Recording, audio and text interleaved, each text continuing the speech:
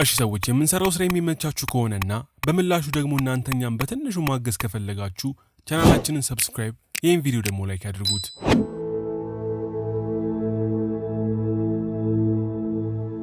ታሪካችን የሚጀምረው እንደ አውሮፓውያን አቆጣጠር በ1987 ዓመተ ምህረት ውስጥ ሲሆን በአሜሪካ ሀገር ውስጥ ባለች ሃምሻየር በተባለች ግዛት የሚኖሩን አንድ እናትና የ13 ዓመት ልጇን እያሳየን ነው። እናትየው አዴል የተባለች ቆንጂዬ ሴት ስትሆን ከጥቂት ዓመታት በፊት ከባለቤቷ ጋር ከተፋታች በኋላ ሄነሪ የተባለ ልጇን ይዛ ብቻዋን መኖር ከጀመረች ዓመታትን እንዳስቆጠረች እንረዳለን። አንድ ቀንም ላይ አዴልና ልጇ ሄነሪ ወደ ሱፐርማርኬት ሄደው ዕቃ በመገዛዛት ላይ ሳሉ ፍራንክ የተባለ አንድ ሰው ወደ ሄነሪ በመምጣት ሄነሪን ሱፐርማርኬት ውስጥ ከማን ጋር እንደመጣ ሲጠይቀው ሄነሪም ከእናቱ ጋር እንደመጣ ለፍራንክ ይመልስለታል። ፍራንክም ቀጥሎ እግሩ ላይ መጠነኛ ጉዳት ስለደረሰበት እነሱ ወደ ቤታቸው ሲሄዱ እሱንም እንዲሸኙት ሄነሪን ሲጠይቀው ሄነሪም ጉዳዩን ቀለል አድርጎ በማየት ፍራንክን ይዞት እናቱ ጋር ከወሰደው በኋላ ፍራንክን ወደ ቤታቸው ሲሄዱ በዛው እንዲሸኙት እንደፈለገ ለእናቱ አዴል ይነግራታል። አዴል ግን ምንም የማያውቁትን ሰው እንዲሸኙት መጠየቁ አንዳች ጥርጣሬ ስለፈጠረባት ፍራንክን ልትሸኘው ፍቃደኛ እንዳልሆነች በትህትና ስትነግረው ጊዜ ፍራንክ የልጇን የሄነሪን አንገት ከኋላ በመያዝ የሚጠይቃትን ነገር ለማድረግ ካልተባበረች ሄነሪን እንደሚጎዳው ይገልጽላታል። አዴልም እንደ አይኗ ብሌን የምታየው ልጇ ላይ ጉዳት እንዳይደርስ በመፍራት ፍራንክን በመኪና ልትሸኘው ትስማማለች። አዴል ሄነሪና ፍራንክም ሆነው ከሱፐርማርኬቱ ለመውጣት ሲዘጋጁ አዴል ለሱፐርማርኬቱ ካሸር ፍራንክ አስገድዶ ሊወስዳቸው እንደሆነ በምልክት ብትነግራትም ካሸሯ ግን የአዴል ምልክት ምንም ሳይገባት ይቀርና ሦስቱም ተያይዘው መኪናው ውስጥ ይገባሉ። መኪናው ውስጥም ከገቡም በኋላ ፍራንክ ከሄነሪ ጋር ከኋላ በመቀመጥ አዴልን እርሷ ቤት እንድትወስደው ስለጠየቃት አዴል ፍራንክን ይዘው ወደ ራሷ ቤት ይሄዳሉ። አዴልም ቤት እንደደረሱ ፍራንክ ቤት ውስጥ ማንም አለመኖሩን ተዟዙሮ ሲያይ አዴል ደግሞ ቡና የምታፈላ አስመስላ ከዕቃ ማስቀመጫው ውስጥ ትንሽዬ ቢላ በማውጣት ኪሷ ውስጥ አድርጋለች። ልጇ ሄነሪም ፍራንክን ሲያነክስ አይቶት ስለነበር ምን ሆኖ እንደሆነ ሲጠይቀው ፍራንክም የእስር ቤት ታሳሪ እንደሆነና ነገር ግን ትርፍ አንጀት ታሞ ለሕክምና ሆስፒታል ከመጣ በኋላ ሕክምናውን እንደጨረሰ ሁለተኛ ፎቅ ላይ ከሚገኘው የሆስፒታል ክፍል ዘሎ እንዳመለጠ በግልጽ ይነግረዋል። ፍራንክም ቀጥሎ አዴልን ለአንድ ቀን ብቻ እሷ ቤት እንዲያድርና በሌሊቱ ባቡር ተሳፍሮ ከቤቷ እንደሚሄድላት ለማሳመን ቢሞክርም አዴል ግን ሊጎዳቸው እንደሚችል በማሰብ አሁኑኑ ቤታቸውን ለቆ እንዲሄድ ፍራንክን ትለምነዋለች። ፍራንክ ግን እሷ እንደምታስበው መጥፎ ሰው እንዳልሆነ ሊያሳምናት እየሞከረ እያለ በቴሌቪዥን የፍራንክ የእስር ቤት ማምለጥ ከተዘገበ በኋላ ፍራንክ ሚስቱን በመግደል ወንጀል ተፈርዶበት 18 ዓመታትን ያህል እስር ቤት ውስጥ እንደማቀቀ እና አዴል ይሰማሉ። ፍራንክም ሰዎች እንደሚሉት ሚስቱን የገደለው ባልታሰበ ሁኔታ እንደሆነ ካስተባበለ በኋላ አሁንም ቤት ውስጥ ለማደር አዴልን ሲለምን አዴል ግን ፖሊሶች ፍራንክን እሷ ቤት እንደነበር ካወቁ የእሱ ተባባሪ እንደሆነች በመጠርጠር እንደምትታሰር ትገልጽለታለች። በዚህ ወቅት ፍራንክ ይህ እንዳይታወቅ ወንበር ላይ አስሮ እንዲያስቀምጣትና ድንገት እንኳን ፖሊሶች ፍራንክ እሷ ቤት እንደነበር ካወቁ አስገድዷቸው እንደሆነ እንድትናገር ያሳስባታል። ከዚህም በኋላ ፍራንክ አዴልን በገመድ ወንበር ላይ ካሰራብ በኋላ ቆንጆ ራስ ሰርቶ ሁለቱንም እናትና ልጅ ይመግባቸዋል። ፍራንክም እኩለ ሌሊት ድረስ በእነ አዴል ቤት አካባቢ የሚያልፈውን ባቡር ሲጠብቅ ቢቆይም ያን ምሽት ግን ባቡሩ ሳይመጣ ስለቀረ ፍራንክ አዴልና ልጇ ሄነሪን ከስራታቸው ነፃ ይፈታቸዋል። በቀጣዩም ቀን ጠዋት ፍራንክ ቆንጆ ቁርስ በማዘጋጀት ከሄነሪ ጋር ቁጭ ብለው እየተመገቡ እያለ ሄነሪ አባቱ ከእናቱ ጋር እያለ ከሌላ ሴት ጋር በመማገጥ ሌሎች ልጆችን እንደወለደ ለፍራንክ ይነግረዋል። ፍራንክና ሄነሪም ቁርሳቸውን እየበሉ እየተነጋገሩ እያለ አዴል መታ ትቀላቀላቸውና ፍራንክ የሰራውን ቁርስ ስትቀምሰው አዴል ለመጨረሻ ጊዜ ቁርስ ተሰርቶላት የበላችው ከባሏ ጋር እያለች እንደነበር ትዝ ብሏት በትዝታ ትነጉዳለች። ያን ቀንም ከዛ ከተማ የሚያስወጣው ባቡር ሳይመጣ በመቅረቱ ፍራንክ የፈራረሰውን የአዴልን ቤት ሲጠጋግን፣ ያረጀ የመኪናዋን ጎማ ሲቀይር፣ እንዲሁም የተበላሸባትን ቧንቧ ሲጠጋግንላትና ከሄነሪ ጋር ሲጫወት ይቆያል። ከሰዓትም ላይ አዴል ፍራንክ ያደረገላትን ውለታ በማሰብ የተቀደደ ሱሪውን እየሰፋችለት እያለ ድንገት የአዴል መኖሪያ በር በኃይል መንኳኳት በመጀመሩ ፍራንክ ተደናግጦ አዴልን በመያዝ ሄነሪን በሩን እንዲከፍት ያዘዋል። ትንሹ ሄነሪም በራቸውን ሲከፍት ያንኳኳው ሰው ቢል የተባለ ጎረቤታቸው እንደሆነ ይመለከታል። ቢልም ለአዴልና ለሱ የሚበሉትን አፕል እንዳመጣላቸው በመግለጽ ቴሌቪዥን ላይ አንድ ወንጀለኛ ከእስር ቤት እንዳመለጠ እየተዘገበ ስለሆነ እናቱና ራሱን እንዲጠብቅ ቢል ለሄነሪ ያሳስበዋል። ሄነሪም አፕሉን ከቢል ተቀብሎ በሩን ከዘጋው በኋላ ሁሉም ራሳቸውን ያረጋጋሉ። ከዚህም በኋላ ፍራንክ የመጣውን አፕል ተጠቅሞ ቆንጆ ምግብ እንዴት እንደሚሰራ ለአዴልና ለሄነሪ እያሳያቸው እያለ ፍራንክና አዴል ከመቼውም ጊዜ በላይ መቀራረብ ይጀምራሉ። ምግቡንም ከሰሩ በኋላ ሄነሪ ከነ ፍራንክ ተለይቶ ቪዲዮ ጌም የተጫወተ እያለ አዴል ደግሞ ፍራንክ ደረት ላይ ደገፍ ብላ ራሷን ስታሳርፍ ልጇ ሄነሪ ይመለከታታል። ሌሊትም ላይ አዴልና ፍራንክ ፍቅር መስራት ይጀምሩና በደስታ ሲቃ መጮህ ሲጀምሩ ልጇ ሄነሪ ተመልክቶ እናቱ የትም በማታውቀው ሰው ፍራንክ ፍቅር ቶሎ በመውደቋ በጥቂቱም ቢሆን ስጋት ይገባዋል።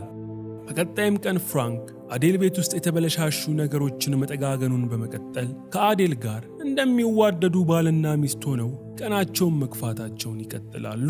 በኋላም ላይ ፍራንክ ለሄነሪ የመኪና ጎማ እንዴት እንደሚቀየር ስላስተማረው ሄነሪም የማያውቀውን ነገር በመማሩ ደስ ብሎት ይውላል። ከሰዓትም ላይ ሄነሪ ከሱፐርማርኬት የተወሰኑ ዕቃዎችን እንዲገዛ ተልኮ ወደ ሱፐርማርኬት ይሄድና አስፈላጊ ዕቃዎችን በሙሉ ሸምቶ ወደ ቤት እንደተመለሰ ሄነሪ ኤቨሊን የተባለች ጎረቤታቸው እናቱ አዴልን ፍለጋ እቤት ውስጥ ስገባ ይደርስባታል። ሄነሪም ኤቨሊን ቤታቸው ውስጥ ተደብቆ ያለውን ፍራንክ እንዳታየው በመስጋት ለኤቨሊን እናቱን እሱ እንደሚጠራላት በመንገር እዛው ሳሎን ያስቆማታል። አዴልም ኤቨሊን ፍራንክን ከማየቷ በፊት ኤቨሊን ጋር ወጥታ ምን እንደፈለገች ስትጠይቃት ጊዜ ኤቨሊንም አንድ የምትሄድበት አስቸኳይ ጉዳይ ስላለባት በዊልቸር የሚሄደው አካል ጉዳተኛ ልጇን ለተወሰኑ ሰዓታት እንድትጠብቅላት እንደሆነ ለአዴል ስነግራት አዴልም እምቢ ማለት ከብዷት የኤቨሊንን ልጅ ለመጠበቅ ትስማማለች። ኤቨሊንም ከሄደች በኋላ ፍራንክ የኤቨሊንን ልጅ መናገር እንደማይችል ስለተመለከተ ያለ ስጋት ራሱን አስተዋውቆት ያን ቀንም ሁሉም ዘና እያሉ አሪፍ ምሽት ያሳልፋሉ። ምሽት ላይም ሁሉም ተሰብስበው ቴሌቪዥን እያዩ እያለ ፍራንክ የተባለውን ወንጀለኛ ያየ ሰው ለፖሊስ እንዲጠቁሙ የሚያሳስብ መረጃ ከፍራንክ ፎቶ ጋር ተያይዞ በቴሌቪዥን መተላለፍ ይጀምራል። በዚህም ጊዜ አካል ጉዳተኛው የኤቨሊን ልጅ ምንም እንኳን መናገር ባይችልም ቀኑን ሙሉ አብሮት የዋለው ሰው ግን ተፈላጊው ፍራንክ እንደሆነ ያስተውላል። ይህ ከሆነ ከጥቂት ደቂቃዎችም በኋላ የአካል ጉዳተኛው እናት የሆነችው ኤቨሊን ከሄደችበት ስፍራ በመመለሷ ፍራንክ ኤቨሊን እስክትሄድ ድረስ ጓዳ በመግባት ይደበቃል። ኤቨሊንም ልጇን ለመውሰድ እና አዴል ቤት ስትገባ መናገር የማይችለው ልጇ ዊልቸር ላይ እንደተቀመጠ የወንጀለኛውን ፍራንክ ቤት ውስጥ መኖርን ለመጠቆም ድምፅ እያሰማ መጮህ ይጀምራል። ኤቨሊንም ልጇ የሚጮኸው ልትወስደው በመምጣቷ ደስተኛ ሳይሆን ቀርቶ እንደሆነ በማሰብ ዝም እንዲል ብትነግረውም ልጇ ግን መጮሁን አላቆምም በማለቱ ኤቨሊን በጣም ተበሳጭታ ልጇን በጥፊ አጠናግራ ይዛው ትሄዳለች። ያን ዕለት ምሽትም ሄነሪ እናቱ አዴልና ፍራንክን አሜሪካንን በመልቀቅ ካናዳ የተባለ ሀገር ሄደው ለመኖር እቅድ ሲነድፉ ሳሎን ውስጥ ሆኖ ይሰማቸዋል። በመነጋታውም ሄነሪ አካባቢው ላይ ወደሚገኝ ላይብረሪ በመሄድ ካናዳ ስለተባለችው ሀገር የሚያትት መጽሐፍ እያነበበ እያለ ኤሌኖር ከተባለች የሱ ኩያ ሴት ጋር ተዋውቆ ሁለቱም አንድ ሁለት እያሉ ማውራታቸውን ይጀምራሉ። በወሬያቸውም መሃል ሄነሪ ከእናትና ከአዲሱ ፍቅረኛዋ ጋር በመሆን ወደ ካናዳ ለሄድ እያሰበ እንደሆነ ለኤሌኖር ሲነግራት፣ ኤሌኖርም ብዙ ጊዜ የተፋቱ እናቶች አዲስ ሰው ካገቡ በኋላ ልጆቻቸውን ዞር ብሎ እንደማያዩ በመግለጽ ሄነሪም እናቱ ሌላ ወንድ አግብታ እሱን ከሕይወቷ ሳታስወጣው በፊት እሱ የእናቱን ፍቅረኛ ከሕይወታቸው ላይ እንዲያባረው ኤሌኖር ተመክረዋለች። ይህም ንግግር ሄነሪ ውስጥ ትልቅ ስጋት ስለጫረበት ሄነሪ ፍራንክን በፖሊስ ለማስያዝ ማሰብ ይጀምራል። ያን ዕለት ምሽትም የአዴል የቀድሞ ባለቤት እንዲሁም የሄነሪ ወላጅ አባት የሆነው ሰው ሄነሪን ለማዝናናት ከቤት መጥቶ ከወሰደው በኋላ ከአዲሱ ሚስቱና ከወለዳቸው ልጆች ጋር ሄነሪን አብሮ ቆንጆ ራት ይጋብዘዋል። ሄነሪም ከወላጅ አባቱና ከእንጀራ ቤተሰቦቹ ጋር እራት እየበላ እያለ የሄነሪ አባት ሄነሪን አዴል አሁን ስላለችበት ሁኔታ ሲጠይቀው ሄነሪም አዴል የምትወደው ሰው ስላገኘች አሁን ላይ ደስተኛ እንደሆነች ለአባቱ ይነግረዋል። ከራትም በኋላ የሄነሪ አባት አዴል አሁን ላይ ከማን ጋር እንዳለች ሊያውጣጣው ቢሞክርም ሄነሪ ግን ለአባቱ ምንም አይነት ማስረጃ ሳይሰጠው ይቀራል። ምሽት ላይም ሄነሪ ወደ ቤቱ ሲመለስ እናቱ አዴል ከፍራንክ ጋር እየሳቀችና እየደነሰች ይደርሳል። አዴልም ልጇ መመለሱን እንዳየች እየተፍለቀለቀች ወደሱ በመሄድ በቅርቡ ከሀገር እንደሚወጡ ለሄነሪ ስትነግረው ሄነሪም ላይብረሪው ውስጥ ያገኛት ኤሌኖር ያለችው ነገር ትዝ ብሎት እኔን ብቻዬን ትተሽ ልትሄጂ ነው በማለት ሆዱን ባርባር ይለዋል። አዴል ግን መቼም ቢሆን እሱን ጥላው ልትሄድ እንዳላሰበች በመግለጽ ክፉ ሐሳብ ወደ አእምሮ የገባው ልጇን አቅፋ ታጽናናዋለች። በመነጋታውም አዴልና ፍራንክ ወደ ካናዳ ጠቅልለው ለመሄድ በማሰብ የቤቱን ዕቃ ማዘገጃጀት ሲጀምሩ ሄነሪ ደግሞ አዲስ ላይብረሪ ውስጥ ወደ ተዋወቃት ኤሌኖር የተሰኘችው ጓደኛው በመሄድ ነገ ወይንም ከነገ ወዲያ ከእናቱና ከአዲስ ፍቅረኛዋ ጋር ሀገር ለቆ ሊወጣ እንደሆነ ይነግራታል። በንግግራቸውም ውስጥ ኤሌኖር የሄነሪ እናት አዴል አዲሱ ፍቅረኛ ከእስር ቤት ያመለጠው ወንጀለኛ እንደሆነ ፍንጭ ስላገኘች ኤሌኖር ከዓመታት በፊት ከአንድ ወንጀለኛ ጋር ፍቅር ይዟት የነበረን ሴት ታሪክ ለሄነሪ በመተረክ በመጨረሻም ፖሊስ ሴቲቱንና ወንጀለኛውን አሳዶ እንደገደላቸው ለሄነሪ ትነግረዋለች። ሄነሪም በምናቡ ፖሊሶች ፍራንክን ለመያዝ ብለው እናቱን ተኩሰው ሲገድሉበት እያሰበ ትልቅ ጭንቀት ውስጥ ይገባል። ኤሌኖርም ቀጥላ ሄነሪን ከንፈሩን በመሳም ብዙም ሳታውቀው በፊት ሊለያት በመሆኑ እንዳዘነች ገልጻለት ሁለቱም ወደ ቤታቸው ይመለሳሉ። ታሪካችንም 18 ዓመታትን ወደ ኋላ ይወስደንና የፍራንክን ሕይወት እያጠነጠነ ያሳየን ይጀምራል። ከዓመታት በፊት ፍራንክ አንዲት ቆንጅዬ ሚስት አግብቶ ሕይወቱን መግፋት ቢጀምርም በኋላ ላይ ግን ፍራንክ ሚስቱ ከሱ ጋር እያለች ከሌሎች ወንዶች ጋር ተማግጥበት እንደነበር ይደርስባታል። ነገር ግን በዚህም ሳያበቃ ፍራንክ ከሚስቱ የወለደው ልጅ የሱ ሳይሆን የሌላ ወንድ እንደሆነ መረጃ ስላገኘ አንድ ምሽት ላይ ፍራንክ ከሚስቱ ጋር በዚህ ጉዳይ ሲጨቃጨቁ ቆይተው ፍራንክ በብስጭት ሚስቱን ሲገፈትራት ከደረጃ ላይ ወድቃ እንደሞተችበት እንመለከታለን። በጣም በሚያሳዝን ሁኔታም ፍራንክና ሚስቱ በመጨቃጨቅ ላይ ሳሉ ገላዋን ልትታጠብ ባኞ ውስጥ ተደርጋ የነበረችው ጨቅላ ልጃቸው በውሃ ሙላት እንደሞተች እንረዳለን። ታሪካችን አሁን ላይ የመለሰንና አዴልና ፍራንክ ቤቱን ለቀው ለመውጣት ዕቃ እየሸካከፉና ቤት እያጸዱ እያለ ሄነሪ ደግሞ ለወላጅ አባቱ የስንብት ደብዳቤ ጽፎ የአባቱ ቤት በመሄድ ፖስታ ሳጥን ውስጥ በማስቀመጥ ወደ ቤቱ መመለስ ይጀምራል። ሄነሪም ወደ ቤቱ እየተመለሰ እያለ መኪና የያዘ የአካባቢው ፖሊስ ሄነሪም ቤቱ ድረስ ሊሸኘው ሊፍት ይሰጠዋል። ምንም እንኳን ሄነሪ የፖሊሱን ጥያቄ ውድቅ ቢያደርገውም ፖሊሱ ግን ሄነሪን ካልሸኘው ብሎ ችክ ስላለ ሄነሪ ፖሊሱ መኪናው ውስጥ ገብቶ ወደ ቤቱ ድረስ ይሸኛል። ፖሊሱም እነ ሄነሪ ቤት ሲደርስ የሄነሪ እናት አዴል ዕቃዎቿን መኪና ላይ ስትጭን በመመልከቱ ፖሊሱ ከመኪናው በመውረድ ትንሽ ካገዛ በኋላ አዴልን ተሰናብቶ ወደ ስራው ይሄዳል።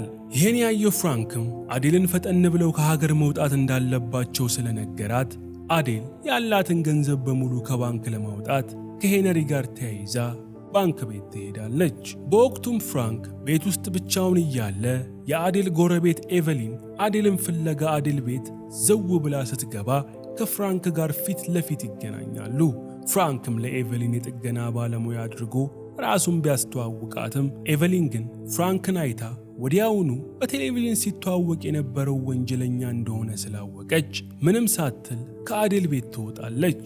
ከትንሽ ቆይታም በኋላ አዴልና ሄነሪ ከባንክ ተመልሰው ከቤቱ ሊወጡ ሲሉ ውጪ ላይ የፖሊስ መኪና ድምፅ ወደ ቤታቸው ሲመጣ ይሰማሉ። አዴልና ሄነሪም በ11ኛው ሰዓት በመከሰቱ ልባቸው ክፉኛ ቢሰበርም ፍራንክ ግን እነሱን ተባባሪ ላለማስባል እጃቸውን ጠፍንጎ ካሰረ በኋላ አዴልን እንደሚያፈቅራት ገልጾላት እጁን በሰላም ለፖሊስ ይሰጣል። ይህ ከሆነ ከተወሰነ ዓመታት በኋላ ሄነሪ አድጎ ትልቅ ሰው እንደሆነና የራሱን ግዙፍ ዳቦ ቤት እንደከፈተ እንመለከታለን።